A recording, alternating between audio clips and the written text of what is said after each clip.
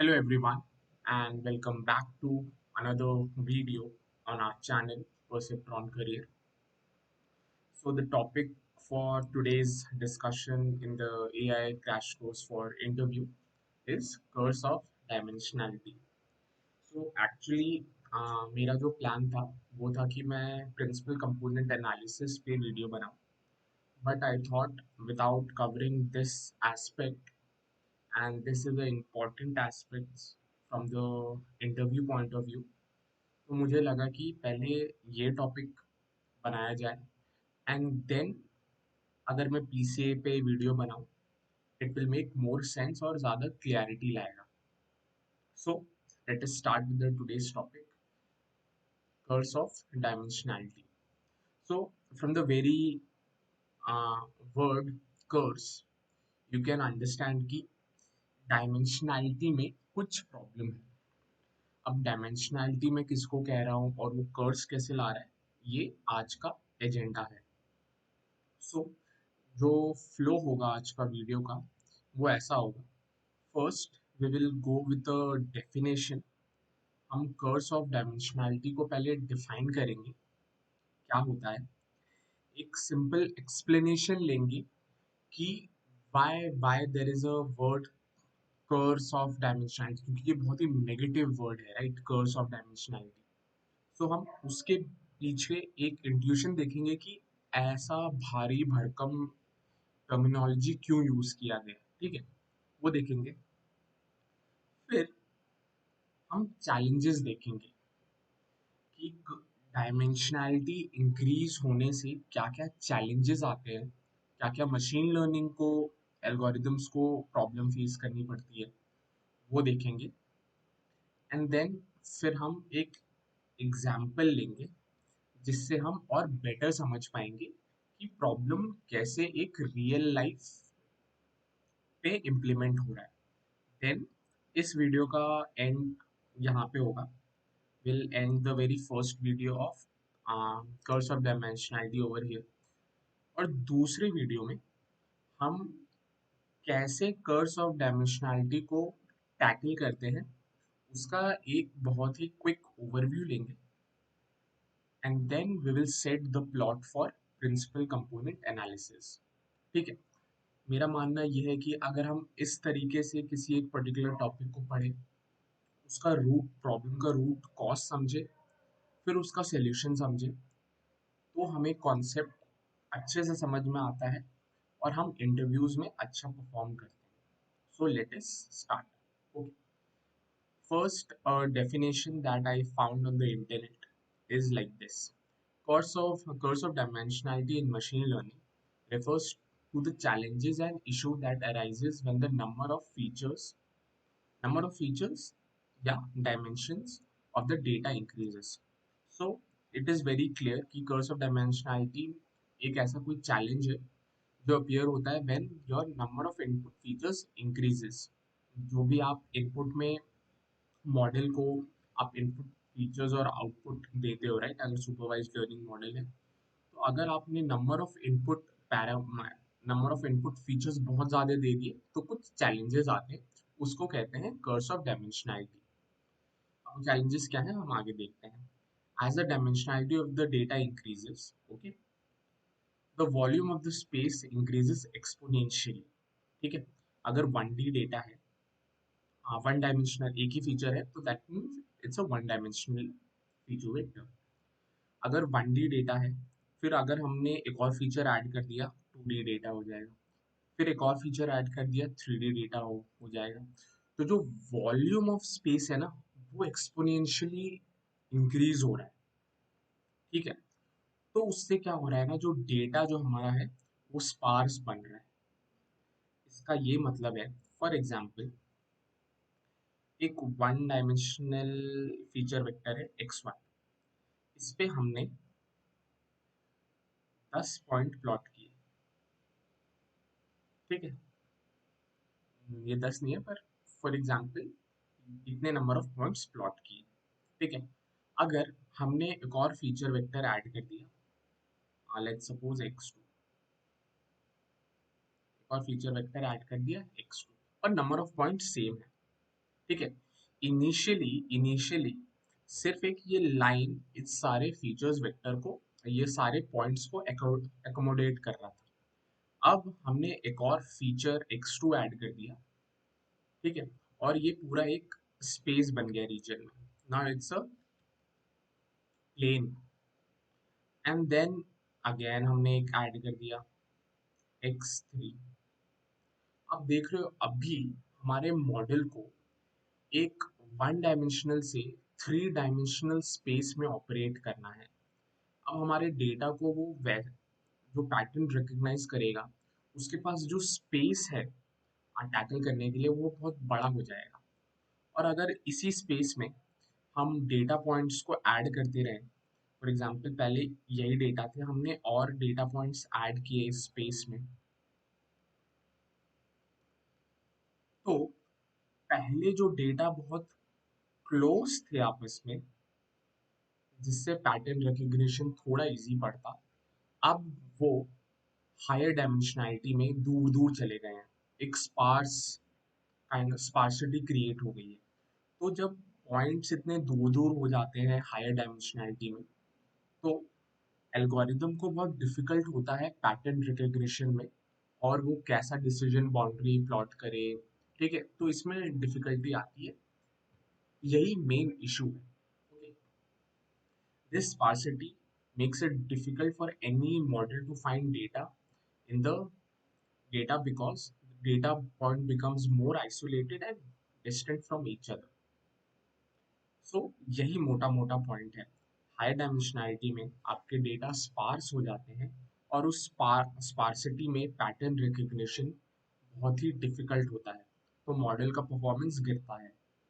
Simple यही है fundamental curse of dimensionality का। अगर आप डेफिनेशन पॉइंट ऑफ व्यू से जाओ और थोड़ा सा कॉन्सेप्ट पॉइंट ऑफ व्यू से भी जाओ, तो यही है। ज़्यादा नंबर ऑफ फीचर्स, ज़्यादा वॉल्यूम में, वॉल्यूम या हायर डायमेंशनैलिटी में जाएंगे हम, स्पार्सिटी क्रिएट होगी, स्पार्सिटी से पैटर्न रिकग्निशन डिफिकल्ट होगा। ये एक बहुत ही वाइड ओवरव्यू है कर्स ऑफ डायमेंशनैलिटी में। Okay? अब हम इस ये माइंड मैप जो मैंने क्रिएट किया है, and you can create your own mind map from this particular website, ठीक है, काफ़ी अच्छी वेबसाइट है, you can create your own. अब हम डेफिनेशन तो हमने समझ ली है, फिर भी एक और बार जो मेन पॉइंट्स हैं वो देख लेते हैं। The challenge basically arises with increase in features. यहाँ पे जो हम डायमेंशन बोल रहे हैं वो नंबर ऑफ फीचर्स को बोल रहे हैं।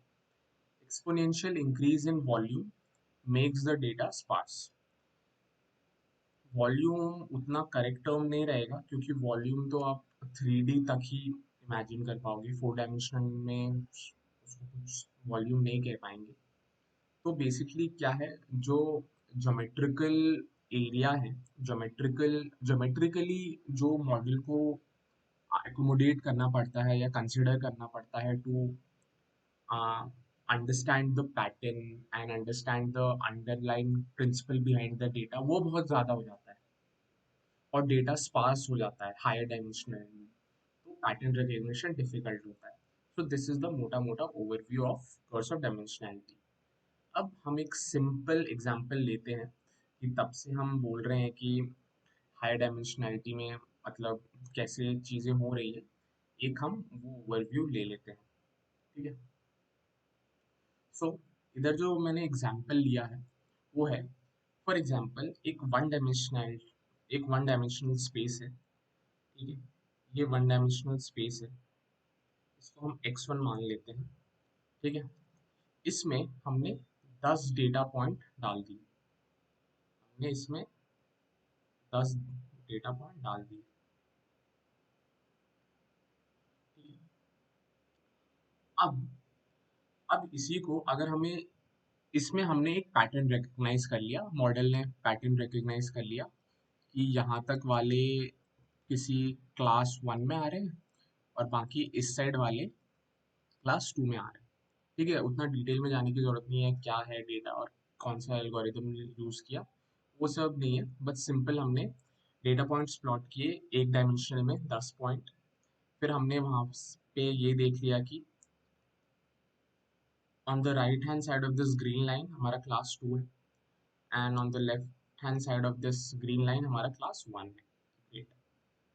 सेम काम करने के लिए टू डायमेंशनैलिटी में हमें 100 पॉइंट्स चाहिए होंगे, राइट, सो दैट हमारा सेम डेंसिटी क्रिएट हो और मॉडल को इजी हो सेम डेंसिटी से पैटर्न रिकग्नाइज करने में, राइट। डेटा पॉइंट्स का जो स्प्रेड होगा डेंसिटी का, बेसिकली ये मतलब है जो डेटा पॉइंट हमारा स्प्रेड होगा स्पेस में, राइट, वो एक पर्टिकुलर डेंसिटी से होगा, और ये डेंसिटी ही डिफाइन करेगी हमारे पैटर्न्स कैसे हैं। तो अगर हम वन डायमेंशनैलिटी में से टू डायमेंशनैलिटी में जाएं और मॉडल को ये सेम काम करना हो, तो हमें 100 डेटा पॉइंट्स लगेंगे सेम डेंसिटी को मेंटेन करने में।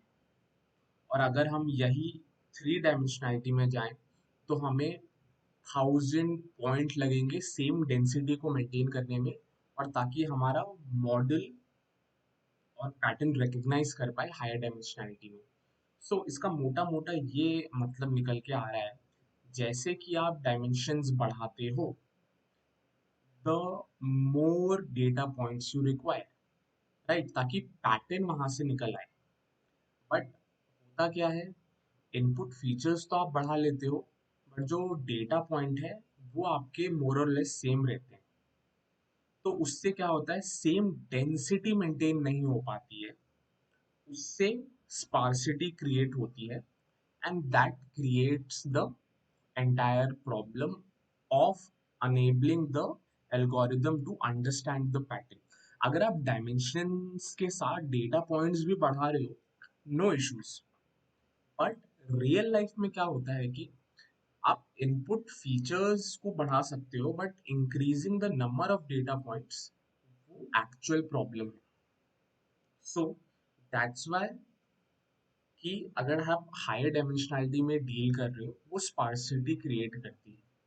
मैं बार बार ये वर्ड यूज करता हूँ, स्पार्सिटी, स्पार्स, क्योंकि this is the entire problem of dimensionality, curse of dimensionality, जो ये बहुत ही नेगेटिव टर्म यूज किया गया है इसके लिए। नेगेटिव इन द सेंस, ये बेसिकली इसीलिए इतना नेगेटिव इसको एक मीनिंग दे रहा है ताकि आप इसका प्रॉब्लम समझ पाओ, ठीक है। तो एक इस सिंपल एक्सप्लेनेशन था कि अगर डायमेंशनैलिटी बढ़ रही है तो कैसे प्रॉब्लम क्रिएट कर रही है। अगर प्रॉब्लम को आपको सॉल्व करना है, आपको डेटा पॉइंट्स इंक्रीज करने पड़ेंगे। आप देख रहे हो 10 से 100 से 1000, ये सिर्फ 10 पॉइंट से 1000 पॉइंट जाने में आपको सिर्फ दो डायमेंशनैलिटी लगे। दो इनपुट फीचर्स बढ़ाने से आपको 990 डेटा पॉइंट्स इंक्रीज करने पड़ेंगे, सिर्फ दो बढ़ाने से। तो ये बहुत ही एक्सपोनेंशियल ग्रोथ है, इसीलिए डेफिनेशन में भी जो मैंने उठाया था उसमें लिखा था कि इट इंक्रीजेस एक्सपोनेंशियली, ठीक है। Okay, I hope this makes sense. आपको ये स्पार्सिटी का मतलब समझ में आ रहा है।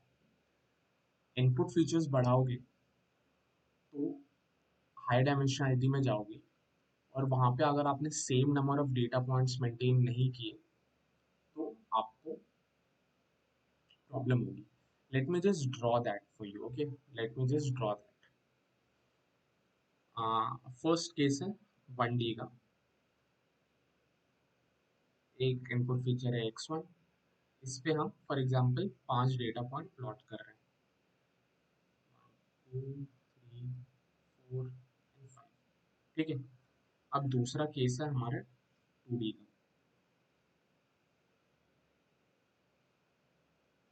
ये x1 है, ये x2 है, और अगर हमको सेम नंबर ऑफ मतलब सेम डेंसिटी रखनी है ताकि एल्गोरिदम उससे पैटर्न समझ पाए, तो हमें 25 डेटा पॉइंट्स प्लॉट करने पड़ेंगे।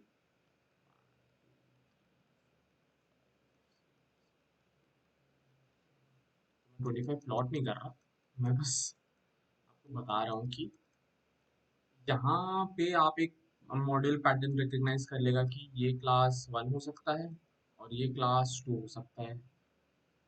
सेम काम करने में टू डायमेंशनलिटी में आपको इतने पॉइंट्स लगेंगे एक क्लासिफिकेशन प्रॉब्लम या रिग्रेशन प्रॉब्लम में भी। बट अगर इतने डेटा पॉइंट्स आपके पास नहीं है तो क्या होगा, तो होगा ये कि अब आपके डेटा पॉइंट्स दूर हो जाएंगे आपस में। पहले यहाँ पे देखो डेंसिटी अच्छी थी, पैटर्न रिकग्निशन अच्छा होता, अब यहाँ पे दूर दूर हो गए हैं, पैटर्न रिकग्निशन डिफिकल्ट होता है।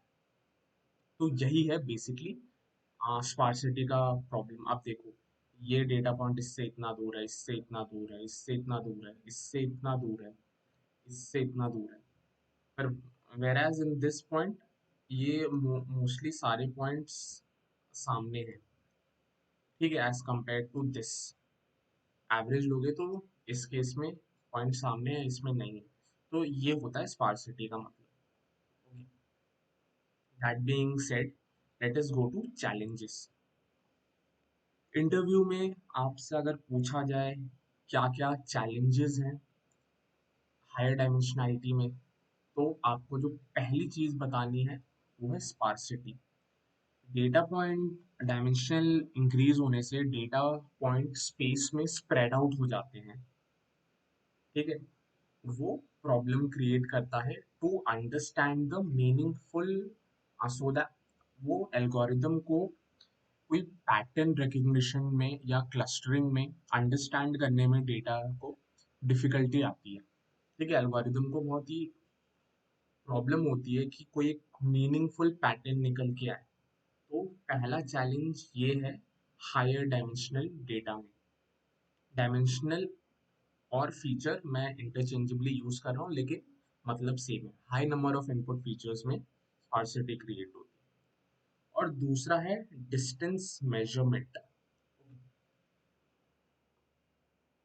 डिस्टेंस मेजरमेंट का ये मतलब है, जैसे हमारा दो पॉइंट्स हैं x1 और x2, अगर ये एक 2D प्लेन में है तो इसका डिस्टेंस हम कैलकुलेट कर पाएंगे इजीली, फाइन।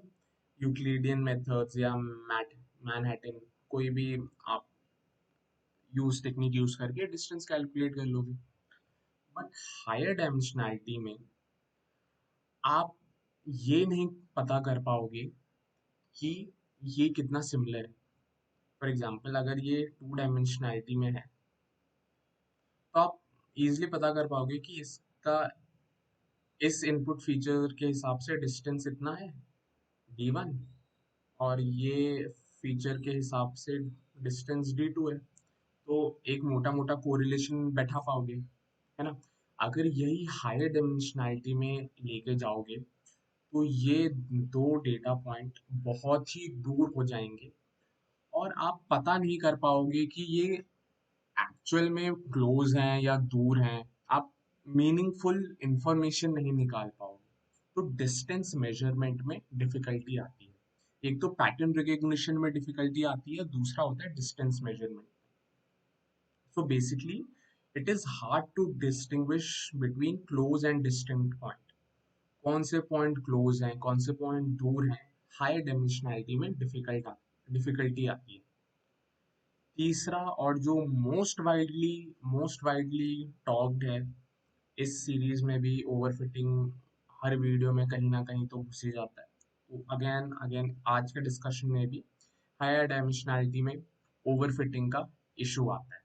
इशू क्यों आता है? मोर नंबर ऑफ फीचर्स, आपका मॉडल कॉम्प्लेक्स होता है, और वो जो नॉइजी डेटा है, जो आउटलायर्स हैं, उसको भी कंसिडर कर लेता है पैटर्न्स में। क्योंकि डेटा, ज़रूरी नहीं है कि डेटा आपका 100% परफेक्ट हो, एक्चुअल में कभी नहीं होता। There are noises and outliers in your data, उसको आपको पैटर्न में नहीं कंसिडर करना।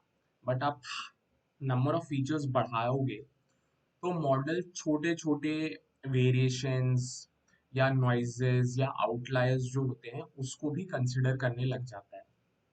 सो इसका ये मतलब है कि वो ओवरफिटिंग में इशू जाएगा, ओवरफिटिंग का इशू क्रिएट करेगा, ट्रेनिंग के टाइम अच्छा परफॉर्म करेगा, बट आप जब टेस्ट करोगे तो वो खराब परफॉर्मेंस देगा। तो हायर डायमेंशनैलिटी का एक और ये चैलेंजेस है या लिमिटेशन है। तो तीन चैलेंजेस हमने डिस्कस किए, स्पार्सिटी, डिस्टेंस मेजरमेंट और overfitting. Okay, now I will like to end this particular video जो पार्ट 1 है, क्योंकि अगर मैं एक साथ सब कुछ डिस्कस करूं और स्टेज सेट करूं जो हमारा मेन चीज़ है प्रिंसिपल कंपोनेंट एनालिसिस के लिए, तो बहुत ही बड़ा वीडियो बन जाएगा। तो मैं इस वीडियो को पार्ट 1 को इधर ही पे एंड करूंगा एग्जाम्पल के बाद। ओके, अभी एक एग्जाम्पल है जो बहुत ही सिंपल, अभी तक जो हमने डिस्कस किया है ना, बस उसी का एक समरी टाइप का है। हमने एक email spam classification algorithm train करना है, कोई भी एल्गोरिदम मान लो, वो ट्रेन करना है। इनिशियल जो मॉडल है वो 10 फीचर वेक्टर्स है, ठीक है, कोई भी फीचर वेक्टर्स हो सकते हैं x1 टू x10। अब आप इमेजिन करो आपके पास n number of data points है, right, n number of data points, 10 features vectors, n number of data points है और 10 feature vectors है। आप आप एक स्पेस इमेजिन करो, थ्री डायमेंशनल ही इमेजिन कर पाओगे। अब तो आप लिमिट कर लो, आप थ्री डायमेंशनल में ही आपने n डेटा पॉइंट्स को 3D में स्प्रेड आउट कर दिया। ओके, अब ये मॉडल 1 था। अब दूसरा मॉडल है 100 डायमेंशनल है, but number of data points same है n। अब सेम, अब इमेजिन करो आप डायमेंशनल बढ़ा रहे हो लेकिन डेटा पॉइंट्स आपके सेम है, तो इनिशियली डेटा पॉइंट्स जो काफी क्लोज थे या जिनमें सिमिलैरिटी थी, अब वो बहुत ही दूर हो जाएंगे क्योंकि नंबर ऑफ डायमेंशंस आपने बढ़ा दिए। ठीक है, तो क्या होगा, data points spreads out and model struggles to find the boundary. जो एक बाउंड्री क्रिएट करता है हमारा मॉडल स्पैम और नॉट स्पैम में, वो हायर डायमेंशनैलिटी में बहुत ही मुश्किल होगा मॉडल को फाइंड करना। सो ये बस एक मैं आ, एक रियल एग्जांपल के थ्रू एक्सप्लेन करना चाह रहा था। बात यही है कि जो हमने पहले डिस्कस किया था मोर और लेस वही बात है, बट मैं एक एग्जांपल के थ्रू एक्सप्लेन कर रहा था।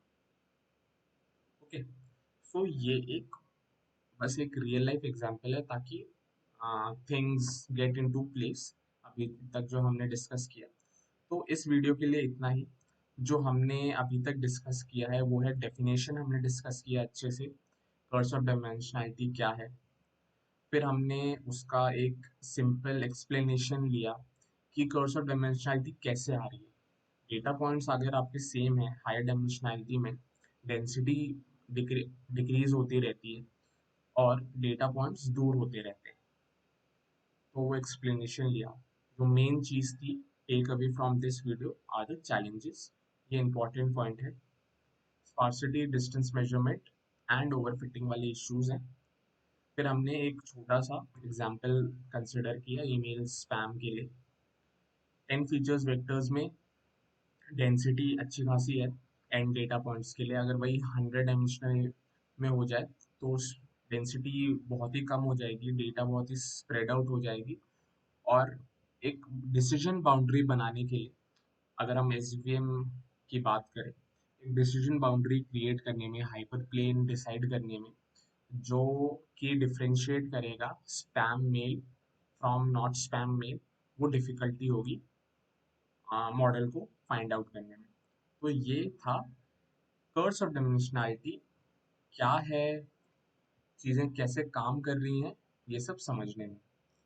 अब जो हमारा नेक्स्ट वीडियो होगा वो बेसिकली होगा कि कर्स ऑफ डायमेंशनैलिटी कैसे ट्रीट किया जाए, how to tackle curse of dimensionality. Okay, इसमें हम बेसिकली एक फाउंडेशन सेट करेंगे प्रिंसिपल कंपोनेंट एनालिसिस के लिए, और I will also go through some of the other techniques. Most of them we have already, जैसे फीचर सिलेक्शन हमने previous video में ही देख लिया, रेगुलराइजेशन भी देख लिया, डेटा ऑगमेंटेशन का मैं एक छोटा सा एग्जांपल ले लूँगा, ठीक है। सो हम बेसिकली ये देखेंगे नेक्स्ट वीडियो में। सो आज के वीडियो के लिए इतना ही। Thank you so much. I hope curves of dimensionality आपको समझ में आया। Why this heavy negative word is used for higher dimensionality? Sparsity वाला इशू आपको समझ में आया। So thank you so much, and I hope you enjoyed the video. So if you enjoyed the video, please drop a thumbs up, and you can comment down below.